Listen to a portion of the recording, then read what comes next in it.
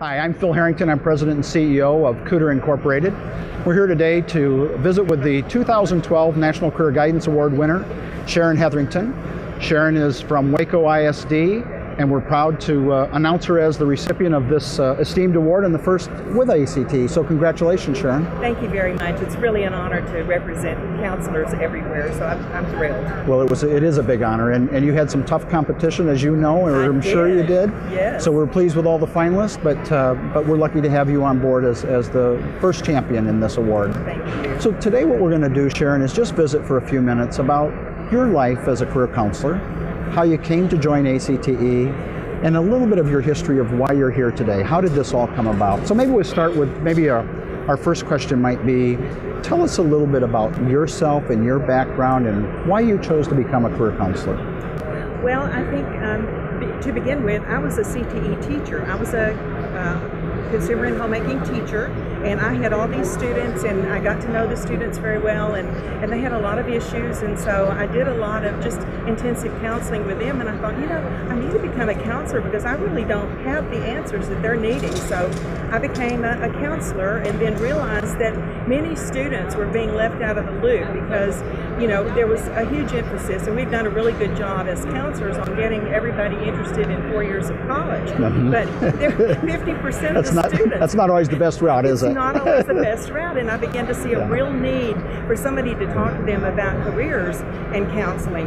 And so I approached the district, and they decided to go with career counselors. So I was the first one. And were you the first career counselor? I was the first career counselor. In Waco ISD's district? Mm-hmm. Wow, congratulations. Yes, thank you. Yeah. So how many are there today? How many are there today? There are 3 of us now. Okay, and you serve how many students, the 3 of you? How many total students in the Waco ISD district are you serving? Over 15,000 students, 2 high schools, and many, many elementary and 2 middle schools, 4 middle schools. So 3 people are supposed to effectively serve 15,000 students. Yes. Now, we do have academic counselors, and actually I'm the coordinator of counselors, and we have 41 actual academic counselors. Okay.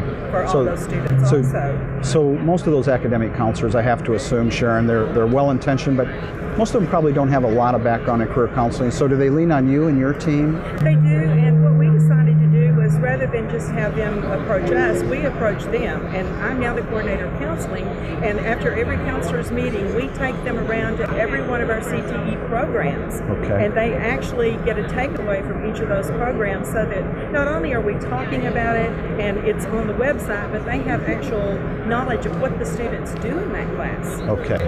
And so in a normal year for a CTE student, how much time do they have to actually work one-on-one or in a group setting with a career counselor to help guide them for their future?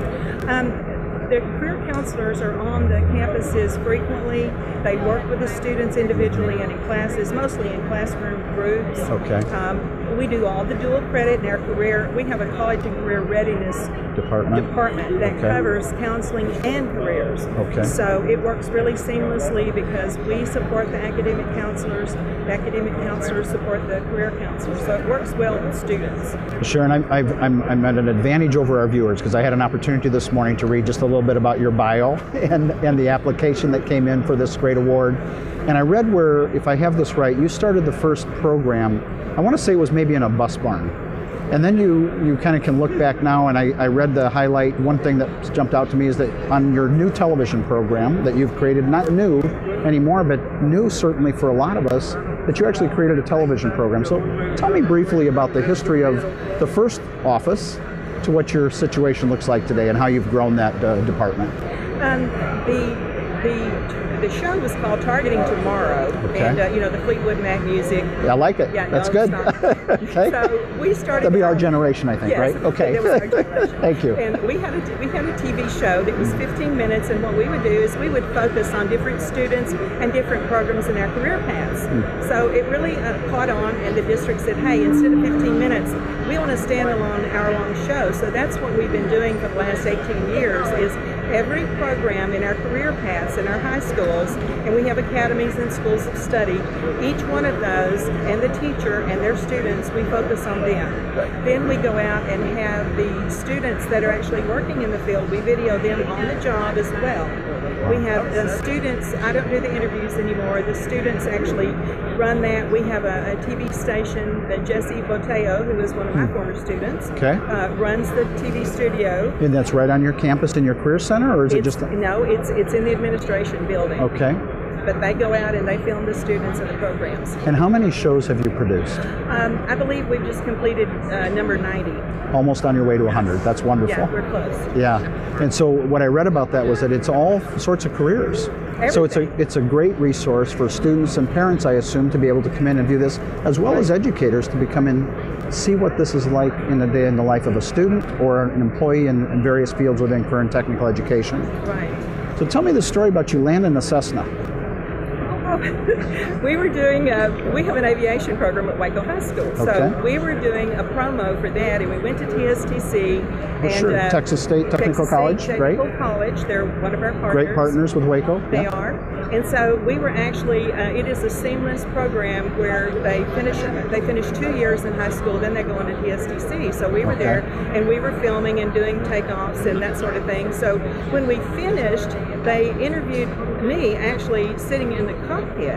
Now, we cut away to the next scene, and I am landing the plane. In reality, that was not me. Oh, it wasn't? Okay. It was not me, but it looked that way when they put it together, so I've had a lot of fun with that. Good work with technology, right? Congratulations. Right. Thank you. Let's talk about a kind of a serious subject that you and I have had a little chance to visit about prior to this interview. One of the concerns for people like you and for me and for a lot of us across the United States is the lack of career counseling within a school district and the lack of attention given to it.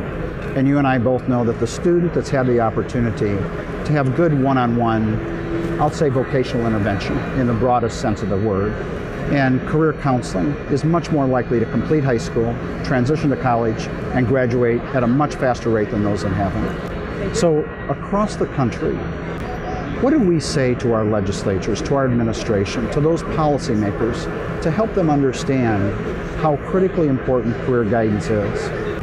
When I talk to you and other counselors across the United States, share with me a little bit about some of the obstacles that you face. And Nancy Perry, who's a longtime friend and a former, Nancy's from Texas. I don't know if you know Nancy.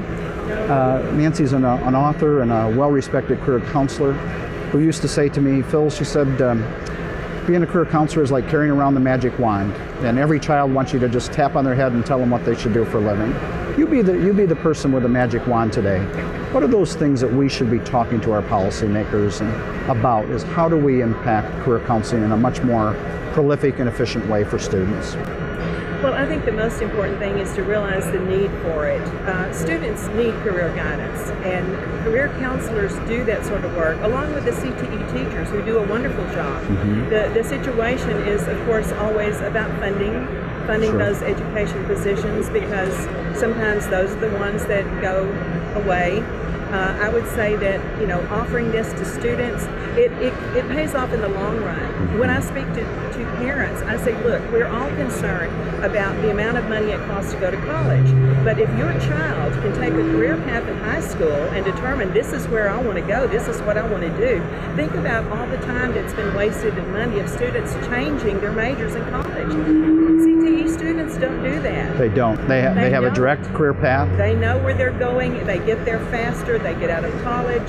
Sometimes if they go into a 2-year program, they're out there working in skilled labor, in skilled technical jobs, and they're making money while the other students are still in college. So there's a lot to be said nationwide with especially the job situation like it is.